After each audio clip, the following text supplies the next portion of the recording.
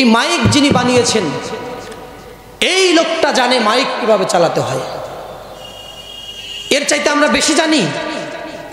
আল্লাহ পাক আসমান এবং জমিনের মালিক, আল্লাহু আকবার, বিশাল আকাশের মালিক, আমার আপনার জীবনের মালিক।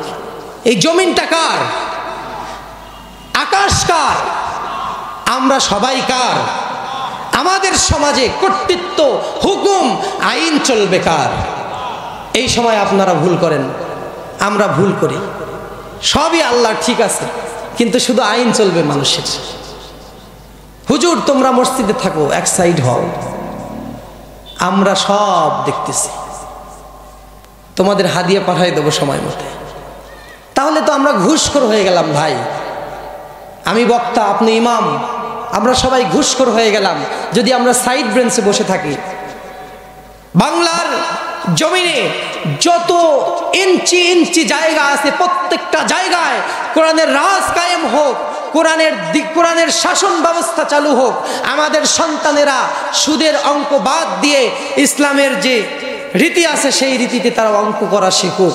এইটা আমরা চাই কি চাই না? এইটা চাইতে হলে এই বাংলার সমাজকে ভেঙে গুড়িয়ে দিয়ে আল্লাহ তাআলার নির্দেশিত, আল্লাহ তাআলার নাজিলকৃত কোরআন দিয়ে এই বাংলার সংসদকে আবার ঢেলে সাজাতে হবে, ঠিক কিনা মুসলমান?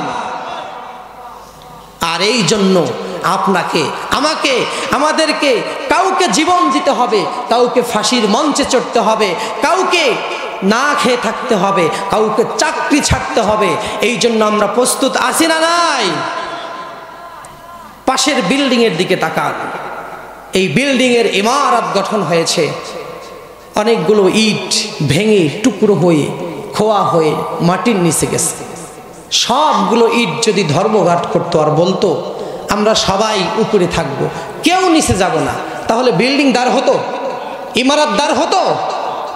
আজকে আমি আর আপনি যদি দুধের সর খাওয়ার চিন্তা করি আর শুধু সেফ জোনে থাকতে চাই, সমাজের যেখানে রিস্ক আছে সেখানে না যেতে চাই, জীবন দেওয়ার জন্য যদি প্রস্তুত না থাকি, সমাজের সামনে থেকে নেতৃত্ব দেওয়ার জন্য যদি আগায় না আসি, আমাদের নিজেদের সন্তানদেরকে আগায় না দেই, তাহলে ইসলামটা ঠিক ওইভাবে কায়েম হবে না। ইসলাম কায়েম করতে হলে কাউকে জীবন দিতে হবে, কাউকে ফাঁসির মঞ্চে চড়তে হবে, কাউকে গুলি খেতে হবে, বুলেটের সামনে, বোমার সামনে নিজের বুক পেতে দিতে হবে। ইসলামের শাসন ছাড়া বাংলার জমিনে অন্য কোনো শাসন আমরা মানি না। আপনারা মানবেন? আমরা কিসের শাসন চাই? ইসলামের শাসন। কার শাসন? তিনি বানিয়েছেন আমাদের, তিনিই না ভালো জানেন আমাদের জীবনের ফর্মুলা। আজকে আমরা চাকরির ভয়ে, জীবনের নিরাপত্তাহীনতার ভয়ে, টাকার লোভে, যেভাবেই হোক আমরা সমাজ থেকে সাইড বেঞ্চে বসে গেছি। ভাইরা, সাইড বেঞ্চে থাকা যাবে না, সামনের বেঞ্চে আসতে হবে। আওয়ামী লীগ সরকারের আমলে শুধু মানুষজনকে মুজিবতন্ত্রের দিকে মানুষ ডাকতো। রাস্তাঘাটে মূর্তি বানায়, সব জায়গায় শুধু বড় বড় মূর্তি থাকতো, আপনাদের এলাকাও ছিল। তারা চলে গেল, মূর্তিগুলো ভেঙে ফেললো। আমি তাদের সমালোচনা করছি না, আমি শুধু এইটা বলছি, যেভাবে এই রাস্তাঘাট থেকে মূর্তিগুলো ভেঙে ভেঙে ফেলা হয়েছে, এইভাবে বাংলার জমিনে, বাংলার আনাচে কানাচে রাস্তাঘাটে আর যেন কোনো মূর্তি দাঁড় না হতে পারে, সেই দিকে মুসলমানেরা খেয়াল রাখতে হবে, ঠিক কিনা? যা আল হক ওয়া যাহাকাল বাতিল, সত্য এসেছে, মিথ্যা চলে গেছে। ইন্নাল বাতিলা কানা যাহুকা, মিথ্যে চিরদিন মিথ্যে, সত্য সব সময় সত্য। সত্য যখন আসে, মিথ্যে মাথা নত করে সেখান থেকে চলে যায়, ঠিক কিনা? এই জন্য সমাজের অন্যায় যেখানে হচ্ছে, বাধা হয়ে সেখানে দাঁড়াতে হবে, প্রাচীর করে দিতে হবে সেখানে। আমার যুবক ভাইয়েরা, জীবনের সফলতা নির্ভর করে আপনি কতটা আল্লাহমুখী। জীবনের সফলতা এর উপরে নির্ভর করে না এলাকার কত প্রভাবশালী ব্যক্তির হাত আপনার মাথার উপরে আছে, এইটা আপনার জন্য সফলতা বয়ে আনে না। আজকে যদি আপনি মারা যান, কালকে আপনার কি হবে আপনি একটু চিন্তা করে দেখেন।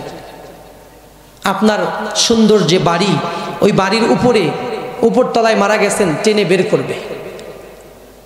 হসপিটালে মারা গেছেন, আর আপনার বেডরুমের দিকে আর নেবে না, নিচতলায় গ্যারেজ যেখানে গাড়ি রাখে ওই জায়গায় ধোয়ার ব্যবস্থা করবে। আপনার আদরের স্ত্রী একটু সময়ের জন্য আপনার সাথে রাত শেষ হয়ে গেছে, বলবে না আর 2-1 ঘন্টা স্বামীর সাথে ঘুমাই। আপনার ছোট্ট সন্তানগুলো ভয়তে কাছে আসতে চাইবে না। সমাজের লোকগুলো আপনাকে দেখতে আসবে, একটু কান্না করবে। যদি আপনাকে মাটি দিতে 2 দিন দেরি হয়ে যায়, 3য় দিনে আপনাকে যারা দেখতে আসবে তারা মুখটা বাঁকা করে নাকের উপরে কাপড় দিয়ে, গন্ধ নাকে কাপড় দিয়ে আপনাকে দেখতে আসবে, ঠিক কিনা? কি দাম ভাই জীবনের! মাত্র 2 দিন যদি দেরি হয় আপনাকে মাটি দিতে, 3য় দিনে আপনাকে যারা দেখতে আসবে তারা মুখটা কাপড় দিয়ে ঢেকে আসবে, গন্ধ বের হয়ে যাবে। কোন আদর্শে আদর্শিত হয়ে, কোন সমাজে আপনি বসবাস করছেন? আল্লাহর দেওয়া বিধানগুলো আপনি ভুলে গেলেন। আল্লাহ বললেন অন্যায় কাজের বাধা হয়ে দাঁড়াও, আপনি বেমালুম ভুলে গেলেন দুনিয়ায় এসে। দুনিয়ার পুরস্কার খুবই সামান্য, আখিরাতের পুরস্কারের কোনো শেষ নাই।